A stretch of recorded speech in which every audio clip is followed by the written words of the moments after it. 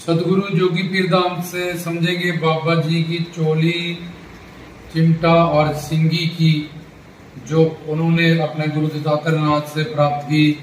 तो इन तीन शर्तों को जो पूरी करता है उस पर बाबा जी की कृपा आती है और जो भी बाबा जी से वो चाहता है वो फल पाता है। वो तो ये चोली, चिमटा, सिंगी तो ऐसे बाजार से मुद्दा लेके जाएगा, सुनियार से या चोली सी लेते हैं या बाजार से मिल जाती है तीनों चीजें। और उसके पीछे क्या ज्ञान है जो बाबा जी कहते हैं कि चोली, चिमटा हमारी गुरु दत्तात्रेय नाथ की परंपरा में ये तीनों चीजें जैसे मैंने अपने सदगुरुओं से जाके प्राप्त की, गुरु दत्तात्रेय नाथ से ही आप भी अपने पूर्ण गुरु सतगुरु से ये तीनों चीजें प्राप्त करें, तब मेरी पूरी कृपा आप पे होगी। तो एक तो है सिंगी। सिंगी मतलब मंत्र, शिव का डमरू होता है। तो पहले शब्द स्वरूप, फिर पवन स्वरूप, फिर नाद स्वरूप, ये तीन विद्या आती हैं।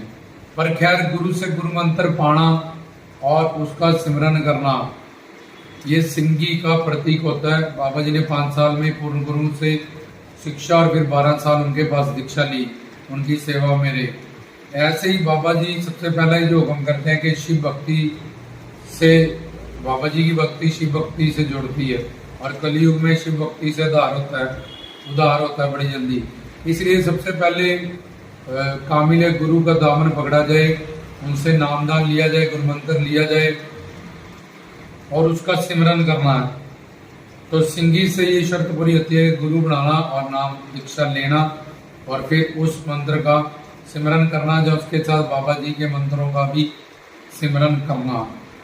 दूसरा बाबा जी के पास चोली है। चोली है कि गुरु के पास जाके ज्ञान प्राप्त करना जो तुम्हारा परलोक सहायक हो।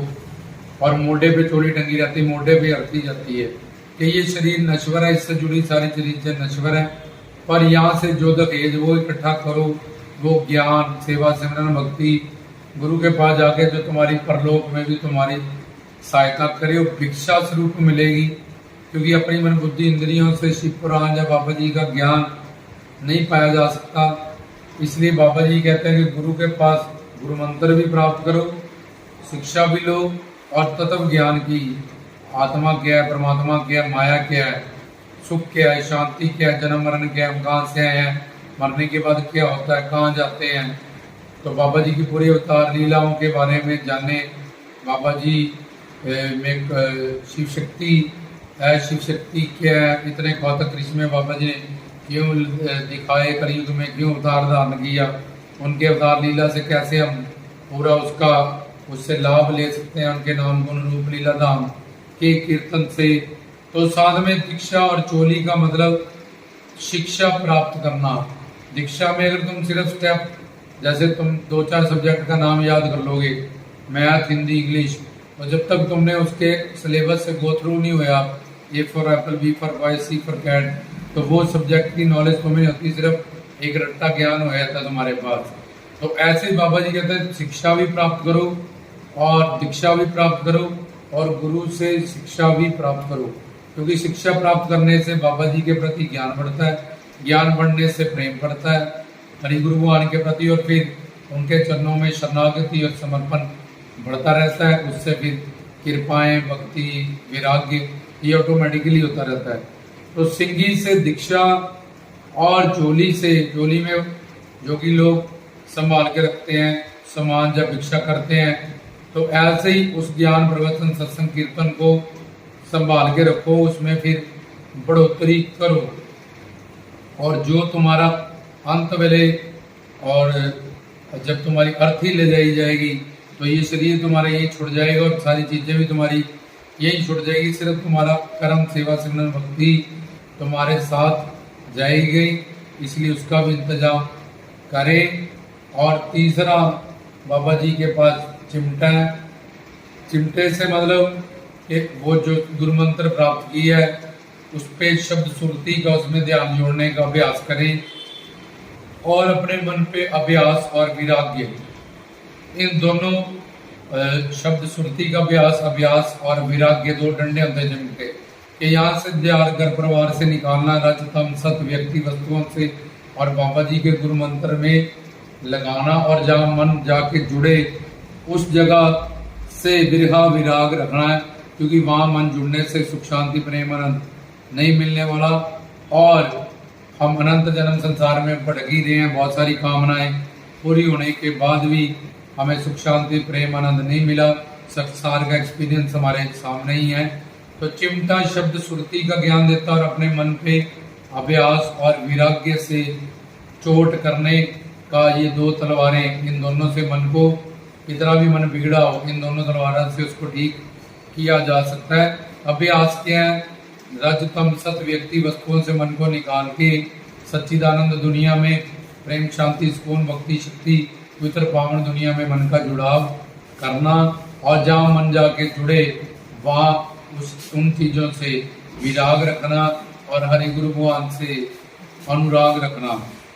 तो ये 3 चीजें हैं। अब ये बाजार से चोली चिमटा ये लेना, ये तो 100 200 300 रुपए में सामान आ जाएगा, पर उससे बाबा जी की कृपा होने वाली नहीं है। ये चोली चिमटा सिंगी की जिसने शर्त पूरे की, गुरु बना के पूर्ण गुरु से शिक्षा दीक्षा प्राप्त की, प्लस तत्व ज्ञान उनसे सुन रहा है, और प्लस सिमरन का शब्द सूरत का अभ्यास कर रहा है अपने मन को ठीक करने के लिए।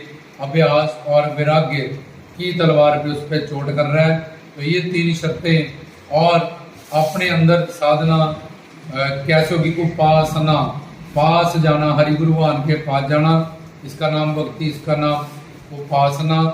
और चिमटे में गुप्त गोपनीय विधि भी होती है कि किस तरह आने जाने वाले श्वास का कुंभक करना है, एक जगह पे कुंडली जागरण करना है। अपने शरीर में सोई हुई पार्वती शक्ति को, जो कुंडली मार के मूलाधार चक्र में सोई है, उसको जगाना, या फिर परापसंती वेखरी मदमा, ये 4 वानियों का ज्ञान किस तरह से हमने सिमरन करना है, उसमें सब श्रुति की एकाग्रता बनानी है। सिमरन करने वाला जिसका सिमरन करना है, और सिमरन, ये 3 चीजें साध्य हो गया, मतलब बाबा जी गुरु, साधक हो गया जो कर रहा है, साधना हो गया वो मंत्र।